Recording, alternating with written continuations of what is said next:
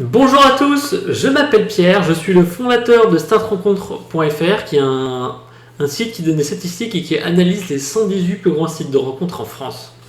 Aujourd'hui, nous allons regarder ensemble, analyser un site assez connu, alors qui est assez particulier mais qui a une audience très importante en France, qui est coco.fr. En fait, coco.fr c'est quoi? C'est un chat très rapide où il n'y a pas besoin d'inscription. En fait, vous mettez juste votre pseudo, homme, femme, âge, code postal et vous pouvez directement chatter avec d'autres personnes. Voilà, donc du coup, Coco c'est quoi? Donc c'est un site gratuit, ultra simple d'accès, donc tout le monde peut y aller.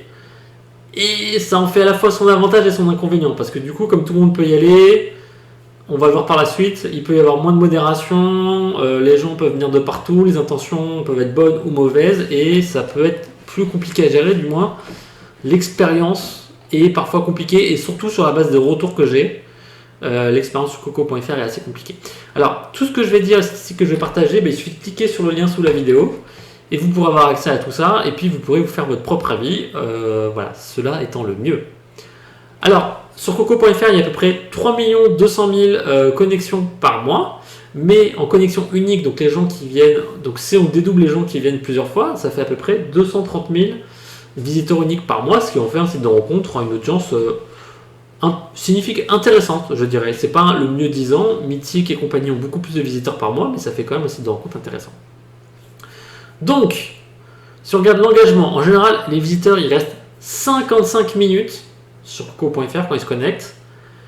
Ils viennent 14 fois par mois et ils visitent 17 pages. Alors, durée de connexion de 55 minutes, pour moi, c'est un des records. C'est-à-dire qu'en fait, les gens, c'est pas comme un site de rencontre où en fait, vous écrivez un message et vous revenez dans une semaine pour le lire. Là, les gens, ils chattent en lifetime, en temps réel. Et du coup, ils vont rester hyper longtemps, ils vont engager des discussions. C'est pour ça que la durée, 55 minutes, il y a des gens qui doivent y rester des heures. Ils viennent 14 fois par mois, il y a 4 semaines par mois, donc ils viennent au moins tous les 2 jours. Voilà, il y a 30 jours par mois, autant pour moi, donc ils viennent 14 fois, ils viennent tous les 2 jours. Hein. Donc les gens qui sont entrés sur Coco sont même fans et voire addicts. Et en moyenne, ils vont naviguer sur 14 pages. Alors ça dépend, parce qu'en fait à chaque fois qu'ils vont changer de forum, ça va être compté comme une page. Donc bon, c'est quand même des chiffres d'engagement assez impressionnants. Répartition homme-femme sur coco.fr, on est à 43% de femmes pour 57% d'hommes, donc il y a beaucoup plus d'hommes que de femmes. Donc messieurs, la compétition sera assez importante. Alors, après Coco, il faut savoir que c'est pas uniquement un site de... Voilà, leur réseau marketing, c'est pas un site de rencontre, mais en fait un chat, en général, ça sert à ça.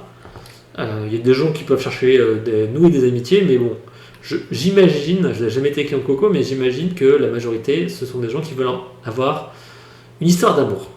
Alors, sur les tranches d'âge les plus représentées, la première tranche d'âge c'est 25-34 et la deuxième c'est 18-24. Donc on est plutôt sur une tranche d'âge très jeune. 84% sont inscrits depuis le territoire français.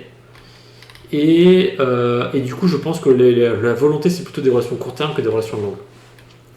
La note que je mets est de 5 sur 10, mais je pourrais mettre un peu plus bas sur la note des avis qui sont laissés sur ta rencontre sur coco.fr. Alors, plusieurs points. L'audience, elle est moyenne, mais elle est bonne. Enfin, elle est dans la haute moyenne, je dirais. L'engagement, il est énorme de la part des membres. Et puis, la tranche d'âge, elle est assez basse.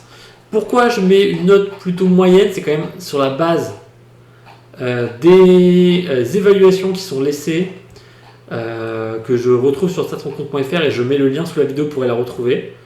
Mais visiblement, voilà, il y a pas mal de gens, et c'est un peu le problème des sites de rencontres gratuits, c'est qu'en fait, il n'y a pas de modération.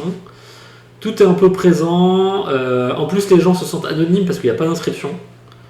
Du coup, ça peut un peu laisser le pire de l'être humain parfois se montrer.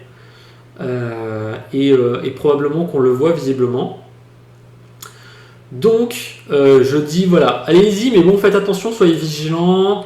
Ne répondez jamais aux demandes de sollicitation d'argent.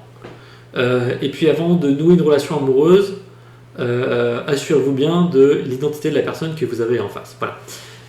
Ce que je fais, c'est que je vous laisse faire votre propre avis. Donc allez sur coco.fr si vous avez envie de faire ça. Je mets le lien sous la vidéo.